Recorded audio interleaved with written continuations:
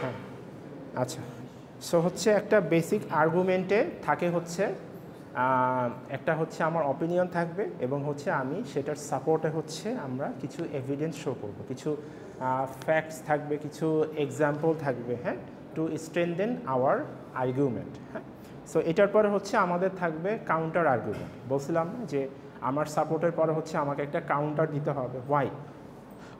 Why counter is necessary? Because to prove our arguments strong. ওকে, মানে আমাদের আর্গুমেন্টটাকে strong করার জন্য হচ্ছে আমার অপোনেন্টকে হচ্ছে রিফিউট করতে হবে। হ্যাঁ, রিফিউট করা মানে জানো, রিফিউট করা যুক্তি খণ্ডন করা, হ্যাঁ, লজিক শো করা, অথবা হচ্ছে আপনার নিজের ডমিনেন্সটাকে এক্সপ্রেস করা যে হ্যাঁ আমার সাপোর্টিং পয়েন্টটা হচ্ছে তোমার সাপোর্টিং পয়েন্ট থেকে অনেক বেশি স্ট্রং। আচ্ছা, তো হচ্ছে সেকেন্ড স্লাইডেও সেম বলা আছে, the writer gives reasons to support his or her point of view as well as discuss the other sides reasons then rebut them. So বলছিলাম না যে কিছুক্ষণ পর আমরা এক্সাম্পল দেখব পরের স্লাইডগুলোতে। হ্যাঁ, সো আমরা হচ্ছে রিবিউটটা কিভাবে করি? হ্যাঁ, রিবিউটটা করি হচ্ছে ভেরি পোলাইটলি, হ্যাঁ, বাই এক্সপ্রেসিং আওয়ার মডেস্টি। হ্যাঁ, we have to be so humble, very much humble to our opponent. আমরা হচ্ছে তাদেরকে পার্সোনাল অ্যাটাক করতে পারবো না যে you are wrong, your idea is backdated. হ্যাঁ, আমরা এভাবে বলতে পারবো। আমরা বলতে পারবো যে হ্যাঁ ইউর আইডিয়া, হ্যাঁ your problem is true, but it is not supported by the modern community, or it is not truthful for the current society, current situation of the society. হ্যাঁ, সো এভাবে হচ্ছে আমরা তাকে রিফিউট করব। রিফিউটের আগে হচ্ছে আমরা হচ্ছে আমাদের সাপোর্ট অথবা এভিডেন্সটা শো করি, কারণ হচ্ছে আমাদের আর্গুমেন্টটা তাদের থেকে অনেক স্ট্রং। এই যে ডোন্ট টক, সামনে আসেন, একজন সামনে আসেন, একজন সামনে আসেন, সামনে অনেক জায়গা খালি, কালারফুল ভিজুয়ালাইজেশন আছে, পাইছেন? হ্যাঁ, সো এখানে হচ্ছে কেউ একটু না বুঝলে জুম করে নেন।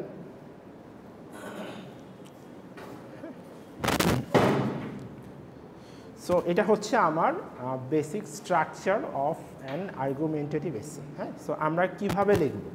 হ্যাঁ, you don't have to draw the diagram in the exam, এটা কিন্তু আঁকা লাগবে না, জাস্ট স্ট্রাকচার। ওকে, এটা হচ্ছে একটু ডিজাইন করা হয়েছে কারণ হচ্ছে এটা বোঝানোর জন্য। হ্যাঁ, সো দেখেন আমি কি বলছি, এটা কিন্তু সব কিছু আছে। দেখেন the green colour shows the first part of the essay and the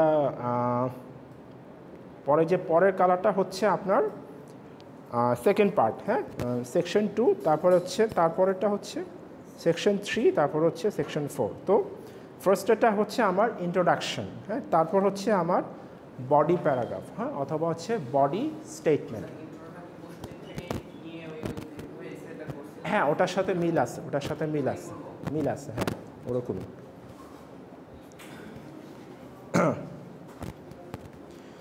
কোশ্চেনে দেওয়া থাকবে, ওখান থেকে আপনি কিছুটা পেয়ে যাবেন। হ্যাঁ, কোশ্চেনে হয়তো দেওয়া থাকবে যে online class is not supported by most of the students, but some students think that if the online class is started they will be benefited because sometimes they are busy with their office works, home course. Okay, so এই জিনিসগুলোর জন্য হচ্ছে কোনটাকে আপনি support করবেন, তারপর হচ্ছে আপনি লিখবেন। ওই কোশ্চেন থেকে কিন্তু আপনি পেয়ে যাবেন যে হ্যাঁ, তখন হয়তো বলা হবে যে আপনি কোনটাকে সাপোর্ট করেন। হ্যাঁ, কোশ্চেনের লাস্টে বলা থাকবে যে what's your point of view, do you think consider it positively or negatively, এভাবে। তখন হচ্ছে আপনি পজিটিভ সাইড নেবেন, আইদার নেগেটিভ সাইড নেবেন।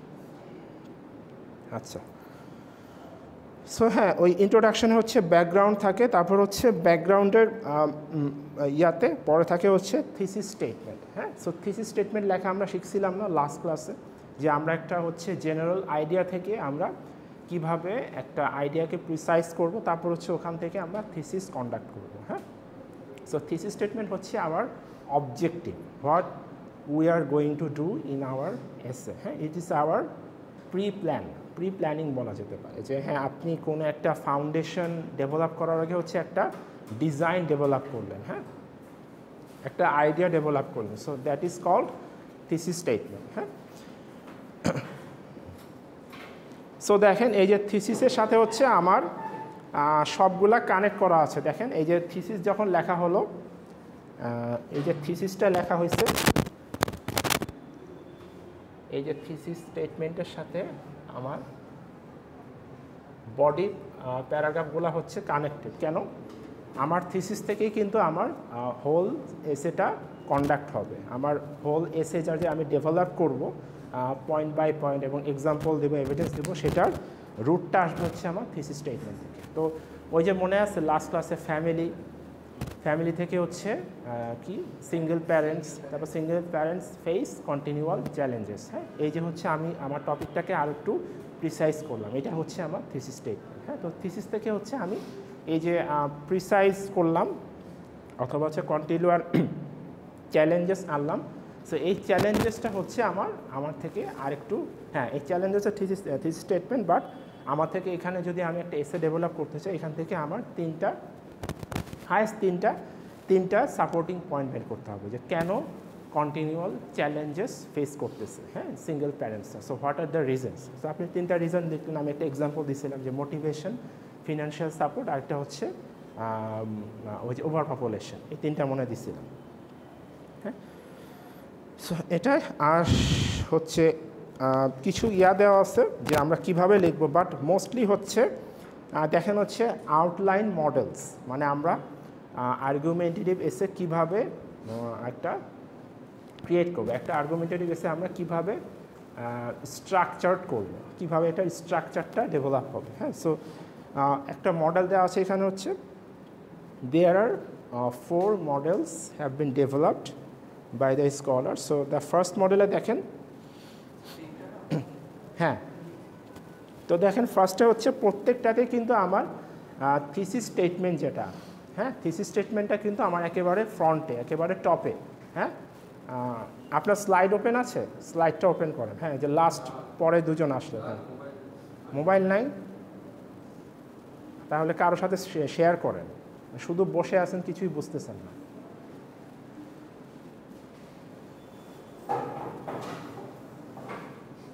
আপনার আছে স্লাইড? হ্যাঁ আছে, হ্যাঁ আছে। সো দেখেন 4টা মডেল আছে, বাট আমরা যেটা মোস্ট পপুলার মডেল সেটা হচ্ছে মডেল এ। হ্যাঁ, যেটা আমি বলি ফার্স্টে হচ্ছে আমার থিসিস স্টেটমেন্ট। তো থিসিস মানে হচ্ছে আমার ইন্ট্রোডাকশন। হ্যাঁ, আমার ইন্ট্রোডাকশনের লাস্ট সেন্টেন্সটা হচ্ছে আমাদের thesis statement. So after the introduction we will write our body paragraph 1. So body paragraph 1 আর pro argument is same. Body paragraph 1 example দেখাবো নিচে আছে, এক্সাম্পল নিচে আছে, এই যে হ্যাঁ এই স্লাইডে আছে, এই স্লাইডের নিচে এক্সাম্পল আছে। সো হচ্ছে এই যে হচ্ছে আমাদের তিনটা আমাদের আমি যখন স্ট্রাকচারটা পরে এক্সাম্পলে যাব তখন হচ্ছে আর একটু ইজি হবে আপনাদের জন্য বোঝার জন্য। আচ্ছা, সো এখানে 4টা মডেল আছে। সো প্রত্যেকটাতে হচ্ছে thesis statement comes first, after that our body paragraphs, then counter argument, then conclusion. হ্যাঁ, সো প্রত্যেকটার কমন হচ্ছে আমার থিসিস স্টেটমেন্টটা সবার ফ্রন্টে, and then our the essay ends up with a conclusion. Okay.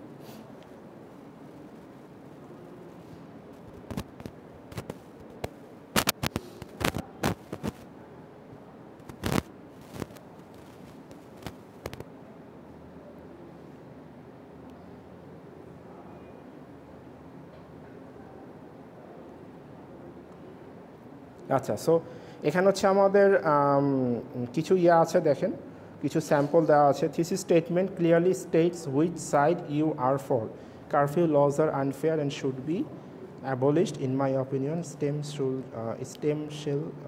cell should receive the full support of our government.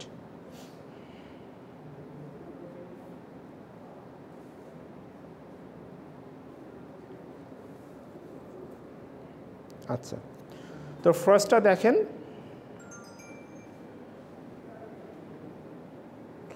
So এই যে দেখেন আমাদের থিসিস স্টেটমেন্টটা হচ্ছে এরকম। এই যে সেকেন্ডটা দেখেন, despite the claims that curfew laws are necessary to control juvenile gangs, curfew laws are clearly unconstitutional, মানে এখানে বোঝানো হচ্ছে যে curfew laws are unfair and should be abolished. হ্যাঁ, সো এখানে হচ্ছে আমার two opposing point of view আছে, মানে আমার সাপোর্টিং পয়েন্টও আছে, আবার হচ্ছে আমার অপোজিং পয়েন্টও আছে। হ্যাঁ, দুটাই আমার এখানে সাপোর্ট করছে। সো এখান থেকে আমার একটা কোশ্চেন থাকবে যে আমি কোন পয়েন্টটাকে সাপোর্ট করবো, আমি কি এটা সাপোর্টে যাব নাকি আমি এগেনস্টে যাব।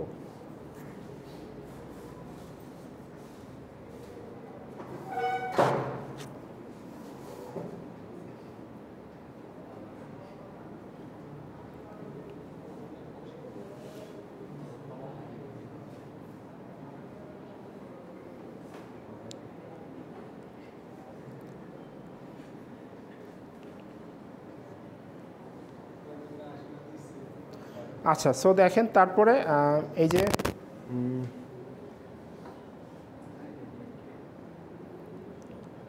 আচ্ছা, সো আমাদের থিসিস স্টেটমেন্টের হচ্ছে আমাদের এক্সপ্রেশনটা কীরকম হবে, আমরা একটা থিসিস লিখব। সো পরের স্লাইডে দেখেন ইউজ এক্সপ্রেশনস, এই স্লাইডটা পাইছেন। Use expression such as following to introduce opposing points of view. হ্যাঁ, তো দেখেন এখানে কিছু এক্সপ্রেশন দেওয়া আছে। Some people feel that, many think that, smokers say that, I may be true that the. হ্যাঁ, এখানে সো এরকম হচ্ছে কিছু এক্সপ্রেশন আমাদের ইউজ করতে বলা হয়। হ্যাঁ, যে আমাদের এই এক্সপ্রেশনগুলো যখন থাকে তখন হচ্ছে আমরা আমাদের থিসিসটাকে আরেকটু বেশি পোলাইটলি আমরা এক্সপ্রেস করতে পারি। সো দেখেন, some people feel that the United States should have national health care plans like Canada. হ্যাঁ, সো এটা হচ্ছে আমার একটা থিসিস স্টেটমেন্ট।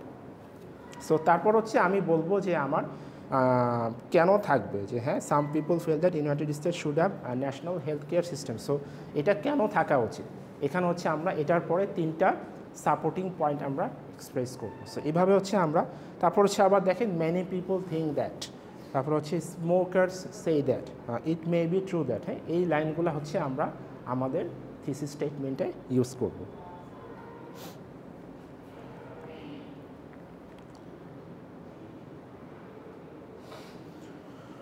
সো দেখেন কিছু কিছু সেন্টেন্স আছে যেগুলো আমরা থিসিস হিসাবে কন্ডাক্ট করতে পারি, যে যেমন হচ্ছে কিছু কিছু স্টেটমেন্ট আছে খুবই ভেগ অথবা খুবই জেনারেল। যেমন হচ্ছে এটা দেখেন,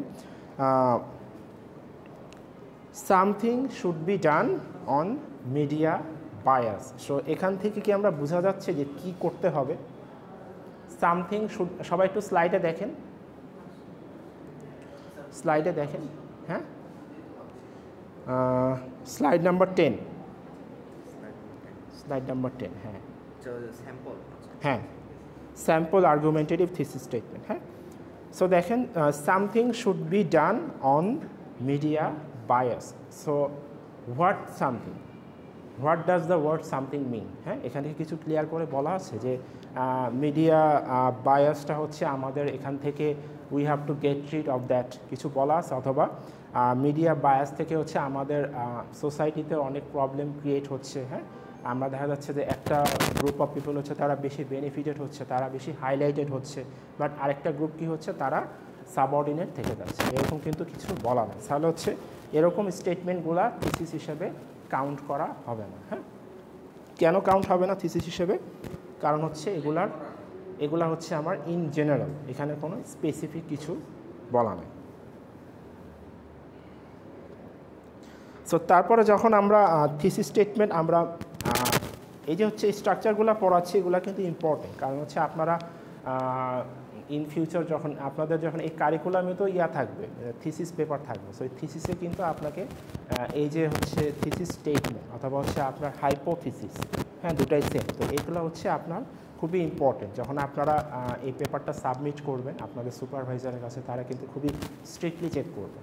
হ্যাঁ, সো আমি এই যে এখন এত গ্রামার চেক করি, তারপর সেন্টেন্স স্ট্রাকচার চেক করি, এটার বেনিফিটটা তখন বুঝবো যে এখন আপনারা যদি এগুলো ঠিক করে ফেলেন, পরে হচ্ছে after 4 years you will see the benefit. হ্যাঁ, যে কেন আমি এত স্ট্রিক্ট ছিলাম, কেন হচ্ছে আমি এই যে গ্রামার, স্পেলিং, তারপর হচ্ছে সেন্টেন্স স্ট্রাকচার, এগুলোর প্রতি কেন ফোকাস করতে বলছি। আচ্ছা, ঠিক আছে। তো এখানে হচ্ছে দেখেন, CNN is the best TV channel. তো এটা কিন্তু থিসিস স্টেটমেন্ট হতে পারে না। অথবা আমি বললাম যে Banani is the best place in Dhaka, এটা কি থিসিস স্টেটমেন্ট হবে? হবে না, কারণ এটা আমার পার্সোনাল ওপিনিয়ন।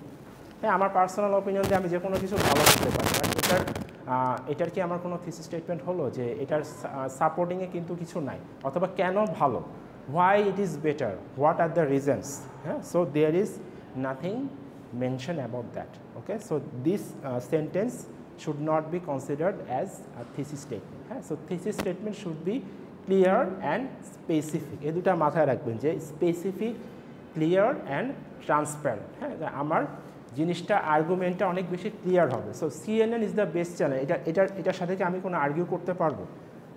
হ্যাঁ, এটার সাথে কিন্তু আমার কোনো আর্গিউ করার কিছু নাই। হ্যাঁ, কারণ আবার দেখা যাচ্ছে যে CNN কিন্তু সবাই দেখেও না, যারা হচ্ছে নন ইংলিশ স্পিকার তারা কিন্তু CNN বুঝবে না, ওখানে কিন্তু সব আমেরিকান ইংলিশ। হ্যাঁ, আবার যদি BBC দেখেন ওটা হচ্ছে ব্রিটিশ ইংলিশ। হ্যাঁ হ্যাঁ, ব্রিটিশ অ্যাকসেন্ট। আপনি CNN আর BBC পাশাপাশি শুনবেন, বুঝতে পারবেন ওদের প্রোনাউন্সিয়েশনের ডিফারেন্সটা। CNN-টা হচ্ছে একটু আমেরিকান অ্যাকসেন্ট, আর BBC হচ্ছে ব্রিটিশ অ্যাকসেন্ট। আপনারা দেখবেন, হ্যাঁ, CNN একটু BBC এগুলো রেগুলার দেখবেন, ইংলিশের ইয়াটা বাড়বে, এফিসিয়েন্সিটা বাড়বে। হ্যাঁ, আস্তে আস্তে যখন আপনারা আরও কমপ্লেক্স স্টাডির দিকে যাবেন, হ্যাঁ, IELTS দিবেন অথবা যে কোনো হাই স্টেক্স এক্সাম দিবেন, তখন কিন্তু আপনাদের এই লিসেনিংটা কাজে লাগবে।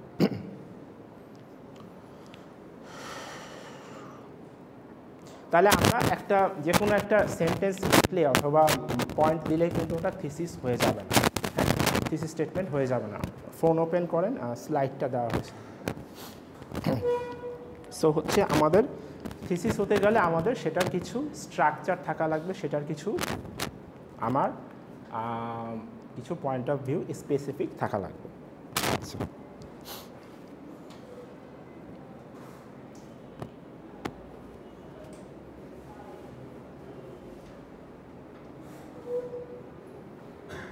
আচ্ছা, তারপরে দেখেন, আমি যদি বলি যে there are 3 ways of media censorship, একটা এক্সাম্পল দেওয়া আছে। সো আমি যদি বলি যে there are 3 ways to download a movie, or there are 3 ways to register for in a university as a student. So এটা কি থিসিস স্টেটমেন্ট হতে পারে? এটা হতে পারে না। ওয়াই? কারণ হচ্ছে আমি আমার রিডারকে পারসুয়েট করতেছি, মানে আমি আমার যে অপোনেন্ট আছে তাকে ফোর্স করতেছি। তো থিসিস স্টেটমেন্ট হচ্ছে এটা আমাকে ডিবেট করতে হবে, আর্গিউ করতে হবে যে এই জিনিসটার রিজন আছে। আমি যদি বলি যে there are 3 ways, so what are the 3 ways? So is these 3 ways are beneficial, or এই 3টা ওয়ে কি আসলেই অ্যাক্টিভ, অথবা এই কারেন্ট সোশ্যাল সিচুয়েশনে কি তারা আসলেই কোনো আমাদেরকে বেনিফিট দেবে? এটা কিন্তু আমরা জাজ করতেছি না। সো এরকম স্টেটমেন্টগুলো কিন্তু আমরা থিসিস স্টেটমেন্ট হিসাবে কাউন্ট করব না। হ্যাঁ, তাহলে একটা থিসিস স্টেটমেন্ট কীরকম হবে দেখেন, একটা স্যাম্পল দেওয়া আছে। এখন আস্তে আস্তে ক্লিয়ার হচ্ছে, স্যাম্পল আসতেছে কিন্তু আমরা একটু আগে শিখলাম স্ট্রাকচার, এখন আমরা ধীরে ধীরে স্যাম্পলের দিকে যাচ্ছি।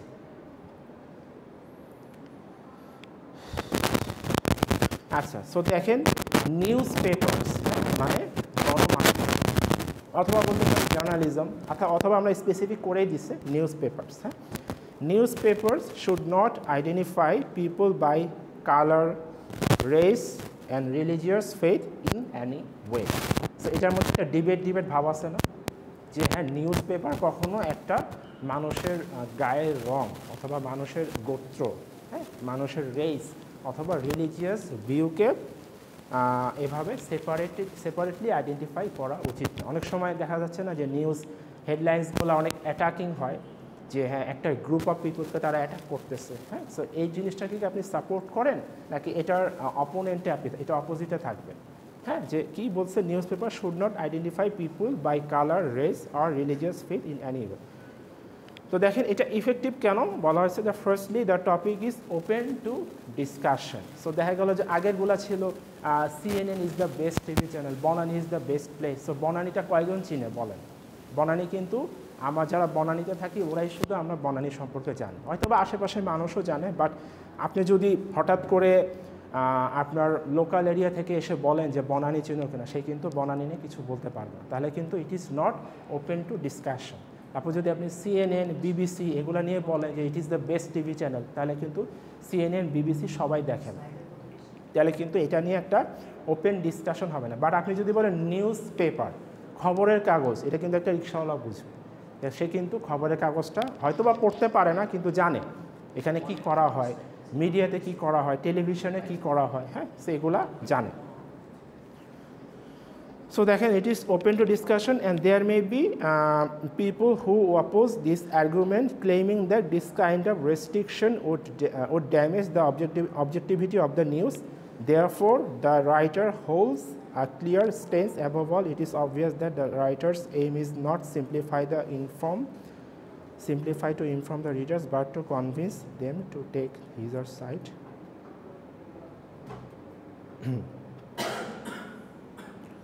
সো এখানে হচ্ছে ওপেন টু ডিসকাশন। আর যখন আমাদের কোনো টপিক ওপেন টু ডিসকাশন হয়, হ্যাঁ তখন হচ্ছে there is a possibility that there will be some people who will oppose my opinion, হ্যাঁ। সো দেখা গেল যে টপিকগুলো হচ্ছে আমরা ওপেন ডিসকাশন করা যায় সেগুলো নিয়ে কিন্তু দেখা যাবে সবসময় দুটা ভিউ থাকে, যে হচ্ছে আমি হচ্ছে সাপোর্টে, আবার আমি হচ্ছে আমার পাশে যে বলছি সে হচ্ছে আমার এগেনস্টে। সো আপনারা অনেক সময় দেখেন না যে বাসে যখন যাওয়া আসা করে তখন কিছু টপিক থাকে যেগুলো নিয়ে ডিবেট করে, হ্যাঁ একটা বাসের প্যাসেঞ্জার একটা টপিক তুলে তারপর হচ্ছে আরেক পাশ থেকে সেটার একটা কমেন্ট করে নিয়ে একটা ডিবেট ক্রিয়েট হয়। যখন বাসের মধ্যে জ্যামে বসে থাকেন অথবা যারা লঞ্চে যাওয়া আসা করেন দেখা যাবে যে একটা ডিবেটেবল টপিক ক্রিয়েট হয়। সো এগুলো হচ্ছে আমার ওপেন ডিসকাশন, হ্যাঁ এই টপিকগুলো হচ্ছে আমার ফ্রিলি ডিসকাসেবল, অথবা হচ্ছে আমরা এই টপিকগুলো নিয়ে আমরা ডিবেট করতে পারি। সো এগুলো হচ্ছে আমার thesis statement for an essay. তারপরে একটা দিছে, ওটাও আমার আর্গুমেন্টেটিভ না,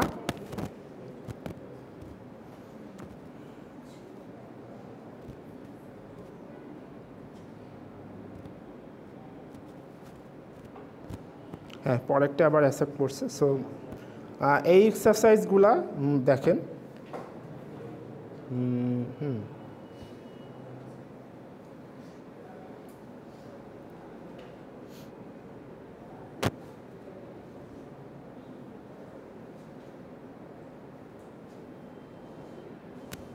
আচ্ছা পরে হচ্ছে স্লাইড 24-এ যান, সাপোর্টিং ইয়োর আর্গুমেন্ট।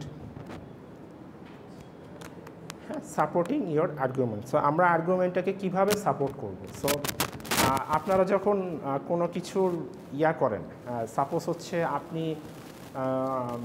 ধরেন ইন ইয়োর চাইল্ডহুড, হ্যাঁ আপনারা যখন ছোট ছিলেন তখন আপনারা আপনাদের প্যারেন্টসের কাছে কোনো কিছু আবদার করতেন না যে বাবা আমাকে কিনে দাও, অথবা হচ্ছে সাপোজ আপনি আপনার বাবার কাছে একটা বাইক চাইলেন যে বাবা আমাকে বাইক কিনে দাও, হ্যাঁ। সো আপনার বাবা আপনাকে জিজ্ঞেস করবে যে কেন বাইক চাও, তখন আপনি কি করবেন?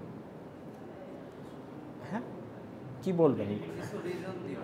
বেনিফিটস রিজন দিবেন, রাইট, কিছু এক্সাম্পল দিবেন, হ্যাঁ অথবা কিছু এভিডেন্স শো করবেন যে হ্যাঁ আমার এই বন্ধুর বাইক আছে, সে হচ্ছে প্রতিদিন ইউনিভার্সিটি যায় 10 মিনিটে, অথচ আমি যাই 1 ঘন্টা 10 মিনিটে। হ্যাঁ এইভাবে হচ্ছে আপনি আপনার বাবাকে এক্সাম্পল শো করবেন, এভিডেন্স শো করবেন, যে জাস্ট গিভিং অ্যান এক্সাম্পল যে কীভাবে আমরা এভিডেন্সটা শো করি।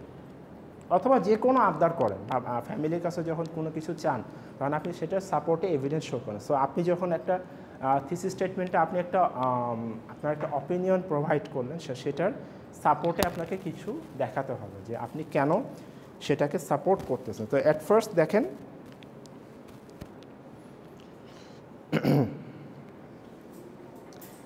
আমরা হচ্ছে কীভাবে দেখাতে পারি, facts, example, support from authority, testimony. হ্যাঁ সো এখানে দেখেন, হ্যাঁ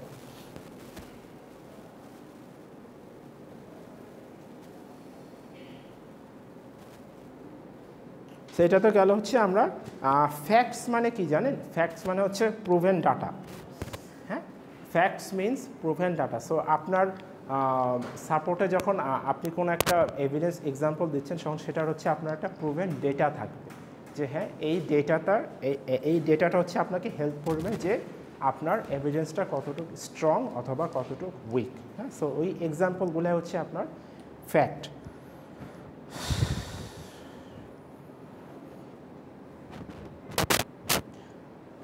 আচ্ছা, এই যে দেখেন আমার অনেক স্যাম্পল আছে লাস্টে। সো তারপর হচ্ছে এভাবে আমরা এভিডেন্স শো করলাম। হ্যাঁ, এভিডেন্স শো করার পরে তাহলে আমাদের কী আসতে আসছে, দ্য মেইন হার্ট অথবা the core of an argumentative essay. কী বলেন তো, একটা আর্গুমেন্টেটিভ এসে কোর কী, হার্ট কী? একটা তো হচ্ছে আমার থিসিস, ইন্ট্রোডাকশনের পরে হচ্ছে আমার থিসিস স্টেটমেন্ট আসলো। হ্যাঁ, ওটা হচ্ছে আমার হেড। হ্যাঁ, থিসিস হচ্ছে আমার হেড। তো আমার অ্যাপিয়ারেন্স মানে হচ্ছে আমার আই কন্ট্যাক্ট, তারপর হচ্ছে আমার বডি ল্যাঙ্গুয়েজ, এগুলো বলে দিবে যে আমি কি বলতে চাচ্ছি। এটা হচ্ছে আমার thesis statement. So after that comes কি, আমার বডি প্যারাগ্রাফ। তারপর হচ্ছে আমার হার্টটা কি, হার্ট হচ্ছে আমার কাউন্টার আর্গুমেন্ট। সো আমার কাউন্টার আর্গুমেন্ট যত বেশি স্ট্রং হবে, আমি তত আমার এভিডেন্স তো আসেই, তো এভিডেন্সের সাথে আমি যত কাউন্টার দিতে পারবো, সো আমার কাউন্টার আর্গুমেন্টটা যত ভালো হবে, তত হচ্ছে আমার অপিনিয়নটা হচ্ছে তত বেশি, তাদেরকে আমি বেশি ডমিনেট করতে পারবো। যে হ্যাঁ, আমার ডমিনেন্সটা অথবা আমার পাওয়ারটা, আমার অথরিটিটা আরও বেশি এস্টাবলিশড হবে, আরও বেশি স্ট্রেনদেন হবে। সো এখানে দেখেন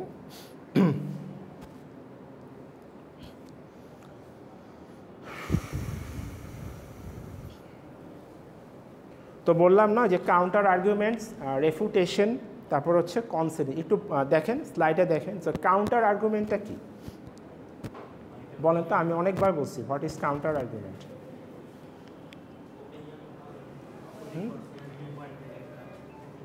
হ্যাঁ, মানে অপোজিট পার্সনকে হচ্ছে আমরা হচ্ছে অপোজিট পার্সনের ভিউ, মানে পয়েন্ট অফ ভিউটাকে হচ্ছে আমরা ডিসঅ্যাগ্রি করব, যে হ্যাঁ তাদের অপিনিয়নটা হচ্ছে অনেক বেশি উইক। এটা যখন আমরা প্রুভ করব, সেটা হচ্ছে আমার কাউন্টার আর্গুমেন্ট। হ্যাঁ, অনেকটা ডিবেট টাইপের।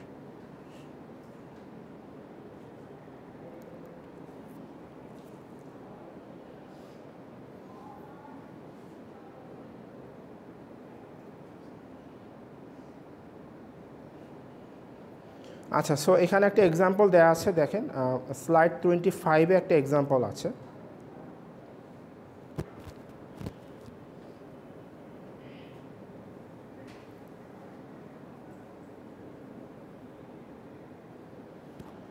একটু পড়েন, একটু কেউ রিড করেন, রিড আউট করেন। আচ্ছা, আর রেকর্ড কতক্ষণ হয়েছে? রেকর্ডটা কতক্ষণ হয়েছে দেখেন তো? 27 মিনিট। Turn it off.